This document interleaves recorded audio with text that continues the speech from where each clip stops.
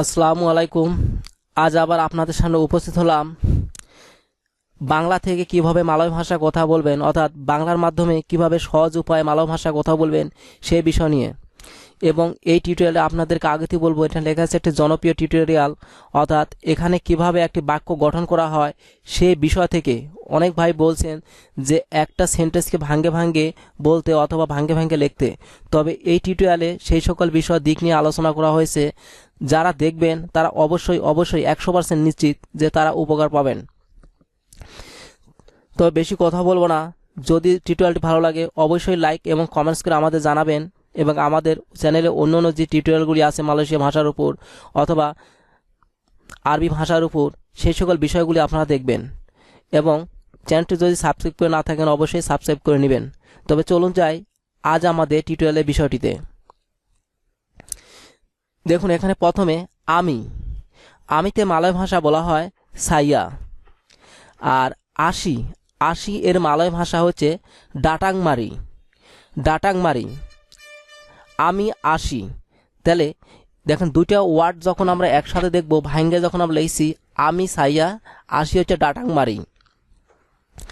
যদি বলা হয় আমি আসি অথবা আসছি অথবা আসতেছি, আমি আসি আসতেছি অথবা আসি, তাহলে হবে সাইয়া ডাটাংমারি, অর্থাৎ আমি আসতেছি। বাক্যটি আপনারা এভাবে গঠন করেন এবং অন্য অন্য ওয়ার্ডগুলি দিয়েও এভাবে চেষ্টা করেন। তবে চলুন যাই আমাদের পরবর্তী নেক্সটে কি আছে। তুমি আসছো। দেখেন, তুমির আরবি তুমি এর মালয় ভাষা হবে হচ্ছে আওয়া, আর আসছো বা আসতেছি একই ওয়ার্ড ডাটাংমারি। তাহলে তুমি আসছো, আওয়া ডাটাংমারি, অর্থাৎ তুমি আসছো, যে তুমি আসছো বা এসেছো, আওয়া ডাটাংমারি।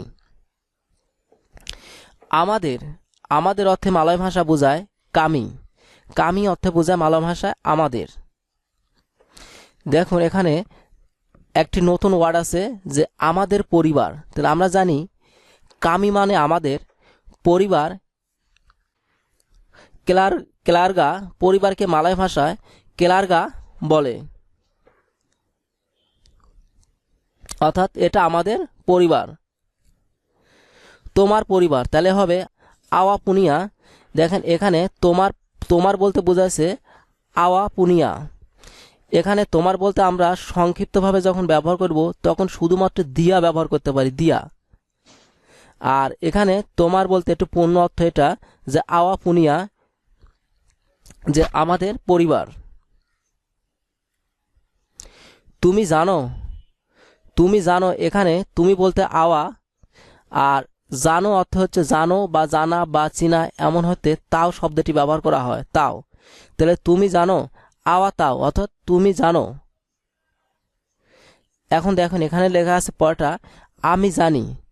আমি অর্থে আকু বা সাইয়া, আমি অর্থে মালয় ভাষায় আকু বা সাইয়া ব্যবহার করা হয়, আর তাও শব্দের অর্থ হচ্ছে জানি, অর্থাৎ আমি জানি। তাহলে আকু বা সাইয়া তাও, যে আমি জানি।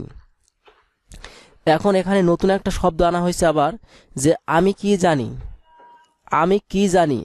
এখানে কি অর্থ হচ্ছে আপা। এই আপা অর্থে কি বা কে বা কাকে, এই তিনটি শব্দই বোঝায়।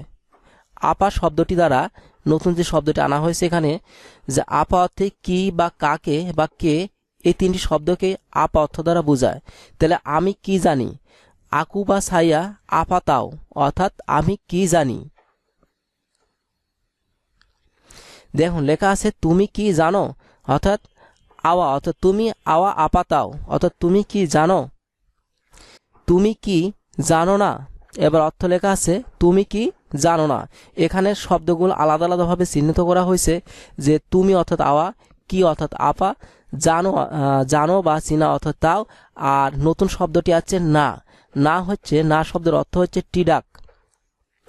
টিডাককে মালয় ভাষা না বলা হয়। তাহলে এখানে নতুন শব্দটি আসলো আওয়া আপা টিডাক তাও, অর্থাৎ তুমি কি জানো না।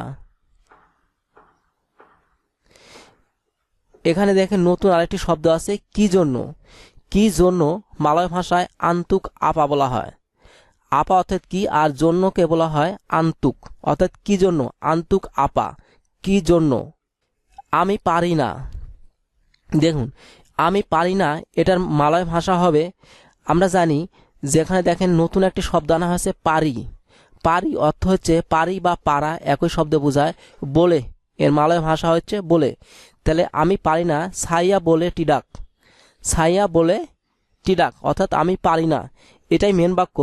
আর নিচে একটু উল্টা করে দেওয়া আছে ছাইয়া টিডাক বলে, ছাইয়া টিডাক বলে, এটিও অনেকে বলে। আপনারা যে কোনো একটি সেন্টেন্স ব্যবহার করতে পারবেন, কারণ আপনার কথা শুনলে আরেকজন যিনি পারেন উনি বুঝে নেবে যে আসলে আপনি কোন ভাষাতে কথা বলতে চাচ্ছেন বা কোন শব্দটা ইউজ করতে চাচ্ছেন। দুইটা সেন্টেন্স দেওয়া আছে, যে কোনো একটা বললেই হবে। এটা কার, দেখেন এটা এটার মালয় ভাষা হচ্ছে ইতু, আর কার হত হচ্ছে ডিয়া, ডিয়াকে মালয় ভাষা কার বোঝায়, তাহলে এটা কার, ইতু ডিয়া। এটা এই ইতু এটার অর্থ আরেকটাও আছে যেটা হচ্ছে ইনি, ইনি অর্থও একই অর্থে মালয় অর্থে ব্যবহার করা হয়, এটা বা ওইটা এমন। তাহলে আমরা এটা দেখি যে এটা কার, ইতু ডিয়া, এটা কার।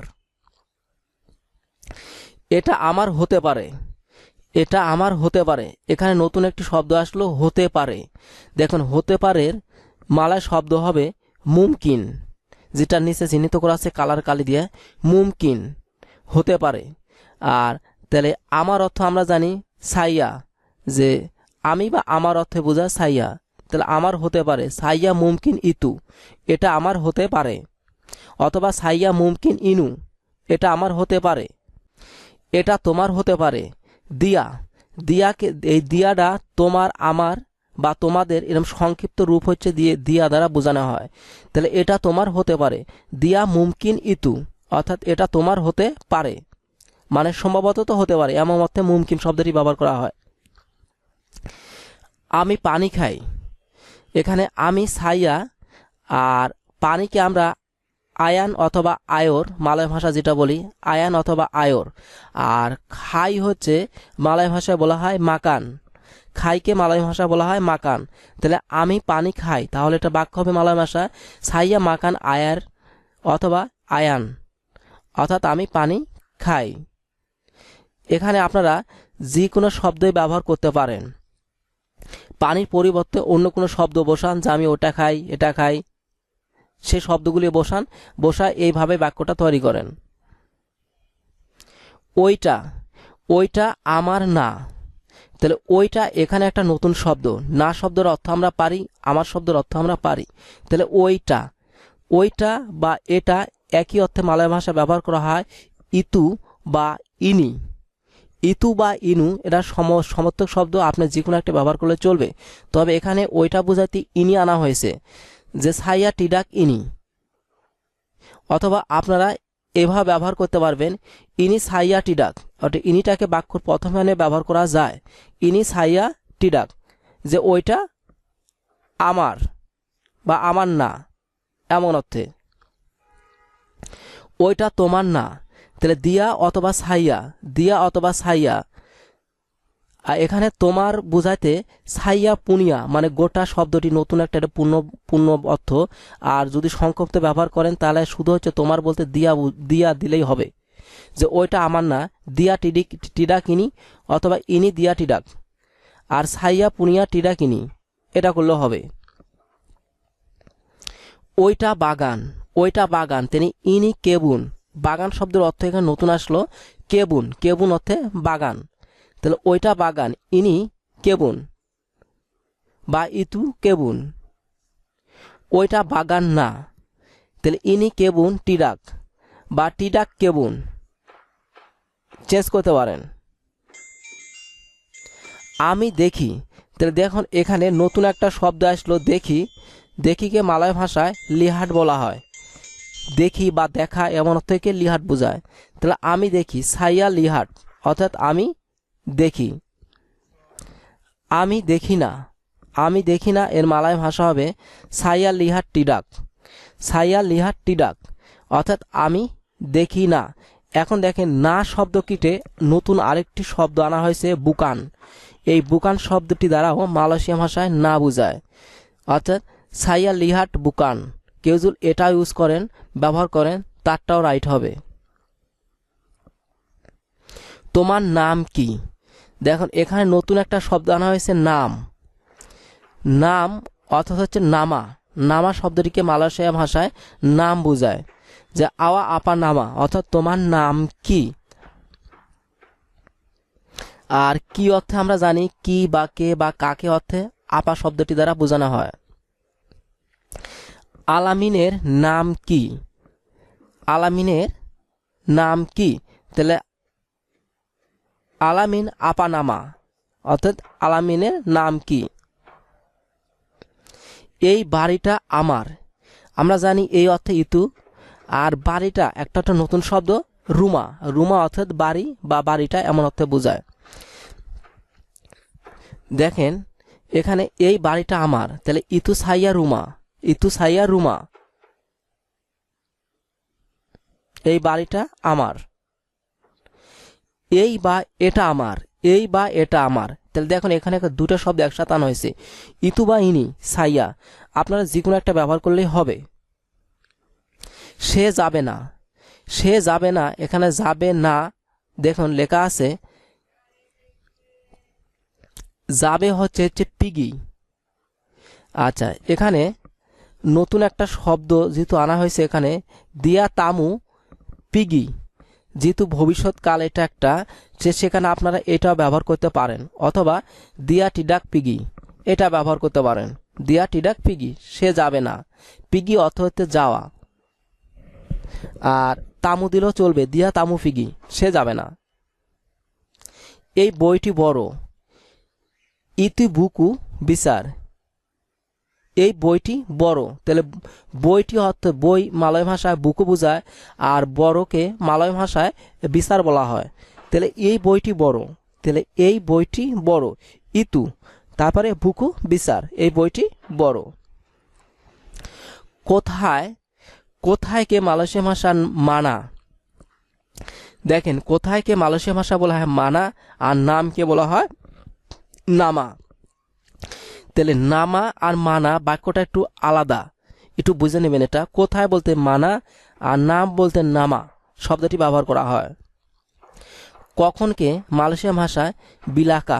কখনকে মালয়েশিয়া ভাষায় বিলাকা বলে। নিচে অর্থে ভাওয়া। নিচয়কে মালয়েশিয়া ভাষায় ভাওয়া বলা হয়।